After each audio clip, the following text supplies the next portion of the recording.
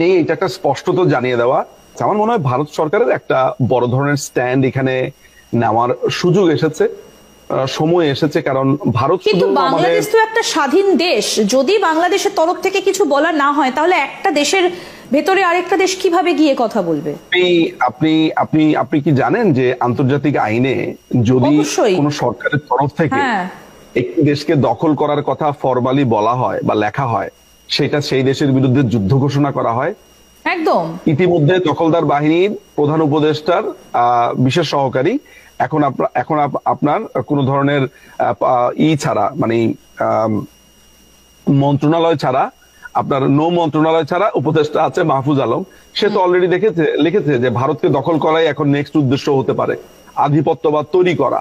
এবং এই যে কলকাতা যে আছে, মানে পশ্চিমবঙ্গকে দখল করে নেওয়া, নিয়ে নেওয়া, এই ধরনের কথাবার্তা তো যুদ্ধ ঘোষণার শামিল। ভারত চাইলে একটা ব্যবস্থা গ্রহণ সামরিক ভাবেও করতে পারে। ভারত এই কথাগুলো এক মুহূর্তে বন্ধ করে দিতে পারে, মানে চোখ তুলে তাকাবে ভারতের দিকে কেউ, ভারত চাইলে অনেক কিছু করতে পারে। ভারতের পক্ষে এইটা এইটা করা কোনো ব্যাপারই না। এটা জাস্ট হয়তোবা উইদিন 30 মিনিটস এর ভেতরে এটা সম্ভব।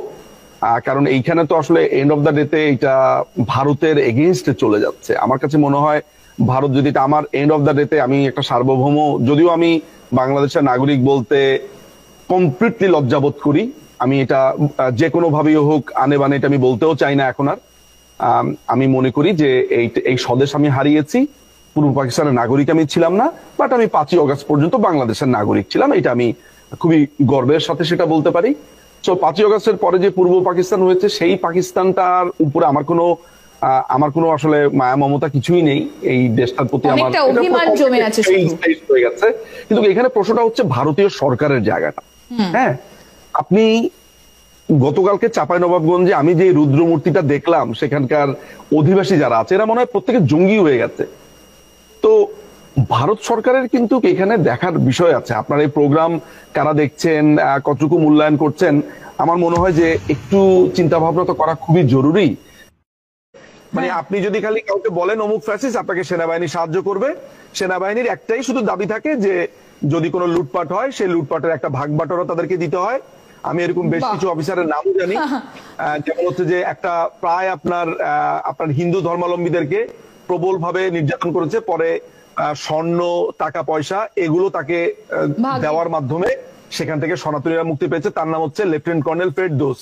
আপনার যে আপনার সনাতনীদের উপরে আক্রমণ করেছিল, এই প্রায় বলা হয়, মানে আমার কাছে যে খবরটা আছে, 100 কোটি টাকা সমমূল্যের তাকে গহনা, অর্থ এগুলো তখন তাকে দিয়ে নিবৃত করা হয়েছিল। কারণ সে সেখানে মোটামুটি বলা যায় যে গণহত্যা চালিয়েছিল এই লেফটেন্যান্ট কর্নেল ফেরদৌস। ঠিক আছে, যেই সেনাবাহিনী তার ডিজিএফ অফিসের পাশে বড় জঙ্গি বসে আছে তাকে ধরে না, যে নিজে গিয়ে 200-300 কোটি টাকা লুট করে নিয়ে এসেছে, যে নিজে গিয়ে মানুষকে হত্যা করছে, যে নিজে আপনার বিভিন্ন মানুষকে ধরে নিয়ে এসে মেরে ফেলছে কাস্টডিতে, তারপরে জঙ্গিদেরকে আপনার গান স্যালুট দিচ্ছে, আইসিস এর পতাকা নিজেরাই উড়াচ্ছে, পারলে নিজেরাই হাত দিয়ে উড়ায়। আপনি এটা খুবই অচিরেই দেখতে পাবেন।